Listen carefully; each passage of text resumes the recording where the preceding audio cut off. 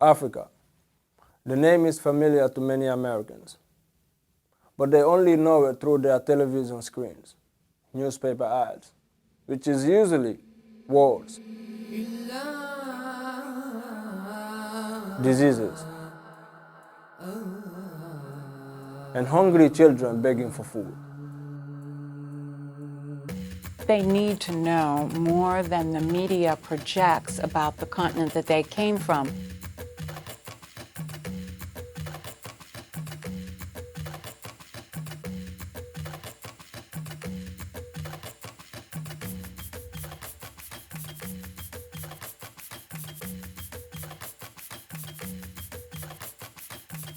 The diverse people and languages. More than 2,000 languages are spoken. The rich culture. 7 of the fastest growing economies in the world are on that continent. The history and the contribution of Africa to the world. Everything the world needs comes from one place, the continent of Africa. It's my continent, it's my culture, it's my way of living every day. You go to Africa, you see creativity everywhere. Africa is an emerging continent. They need to know the history of Africa. Our history did not begin with slavery. They need to know about the kingdoms of Africa in order to value their past and also to define or redefine their future. In 2002, an organization was created as to be the premier entity in educating Americans about Africa. And that organization is called the Africa Society, based here in the nation's capital, Washington, D.C. Today we are in Washington exploring how the Africa Society teach Americans about Africa.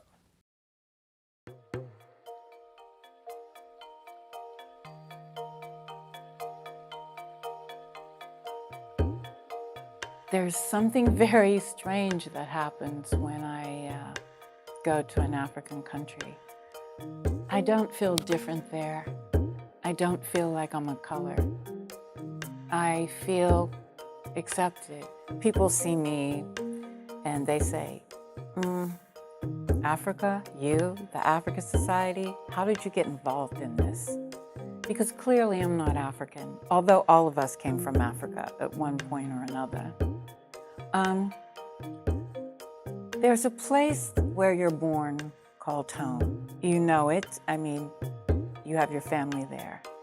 And then there's a place you go and you don't know why, but it feels like it's home also. The smells and the people and the culture, it's like you're in your own skin there. That happened to me in 1985 as a very young woman. I was working on Capitol Hill, and I was sent by the Congress to Kenya for the UN Decade for Women. It was the first time I put my foot on African soil.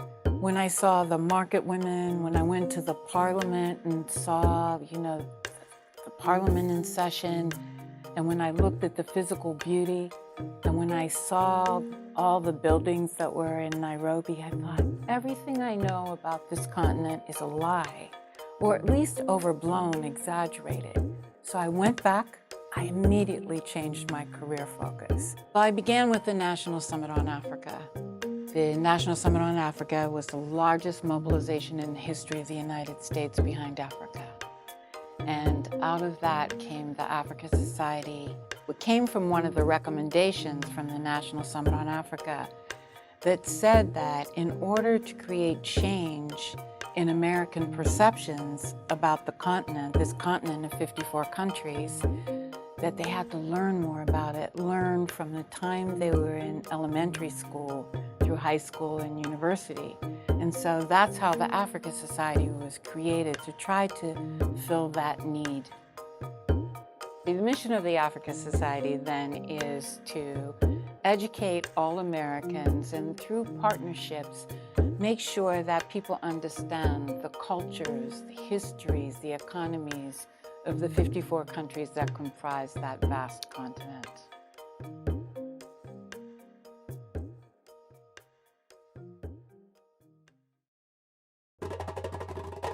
Our message is certainly impacted when we're talking about Africa, and Africa's changing, and Africa's not a country, and there are 54 countries on the continent of Africa, and there's a lot of opportunity for trade and investment and resources, and then the media just shows pictures of war.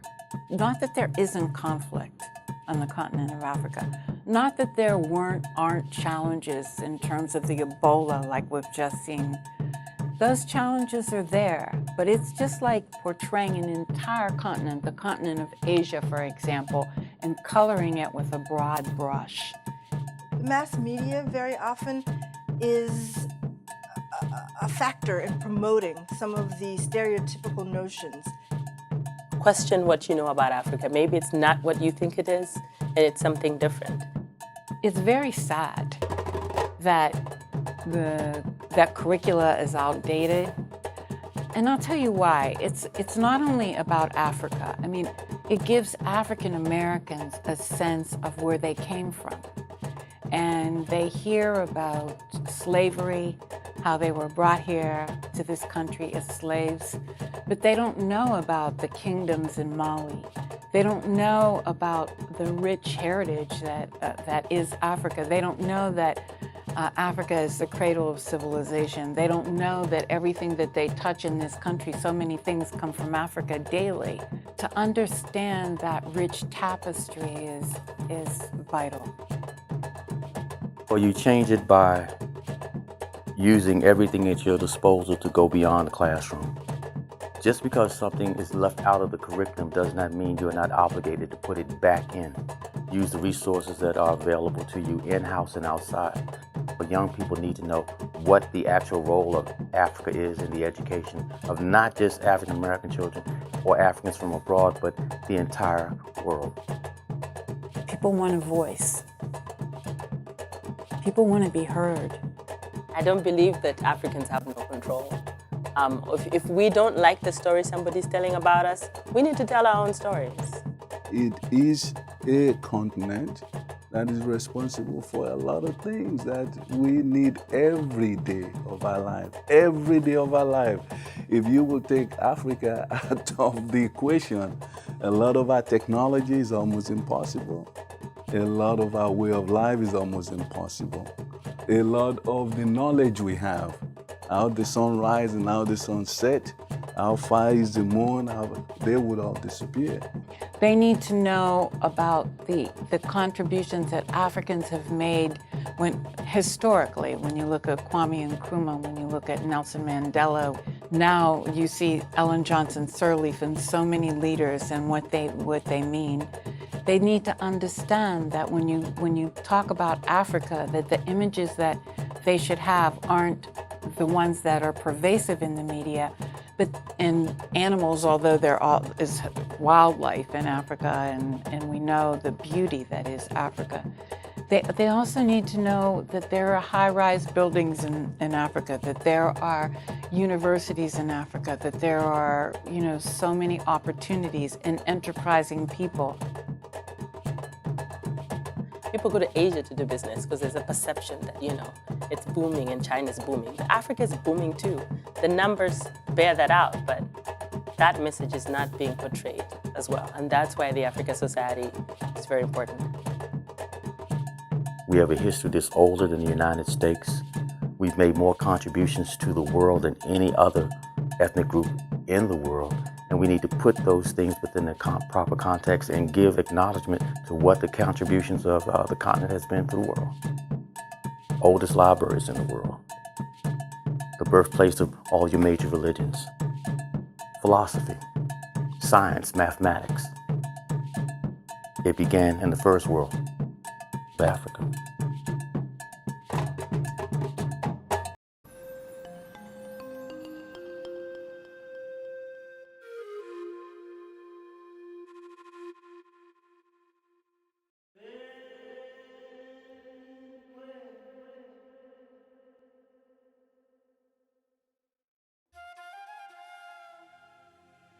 People should demand that the curriculum that their children have is up to date. Those archaic sort of images shouldn't abound. The students don't know who African leaders are. They don't know the regions of Africa. They don't know anything about what comes from Africa or how Africa impacts their lives. That has to change. That has to change for the good of our country. To recognize the importance of African youth, and to the extent that we can strengthen them and invest in them, that's what we're going to do. So I would have to say that youth is the future of Africa. I reach out to Africa Society about how can we think about after-school programs for our children so that they can learn in a very organized manner.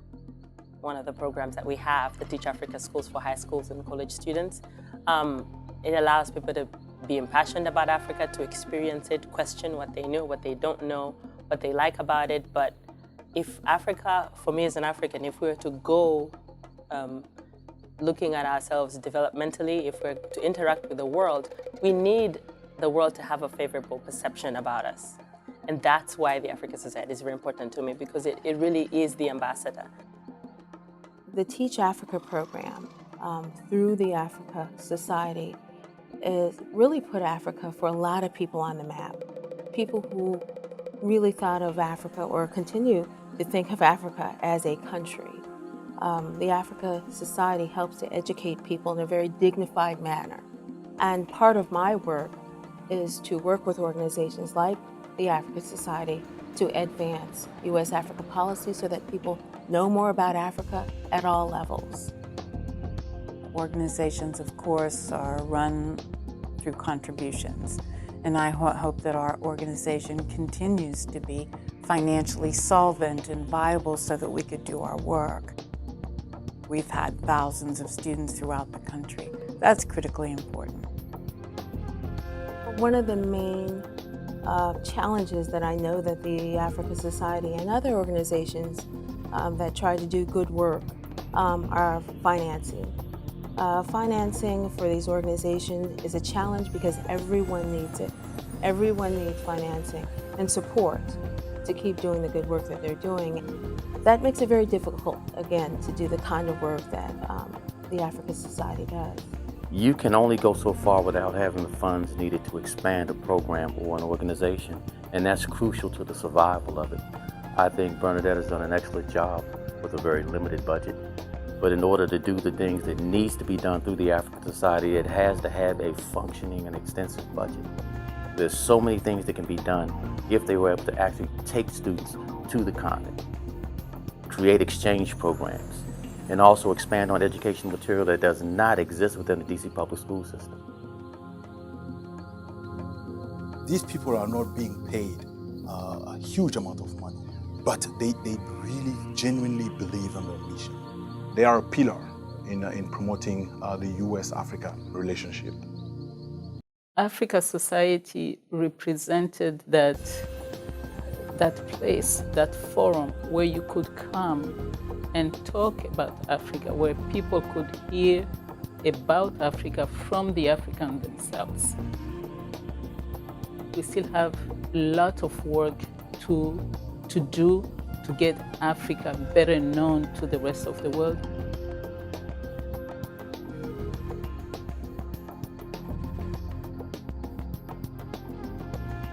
My message to Africans is,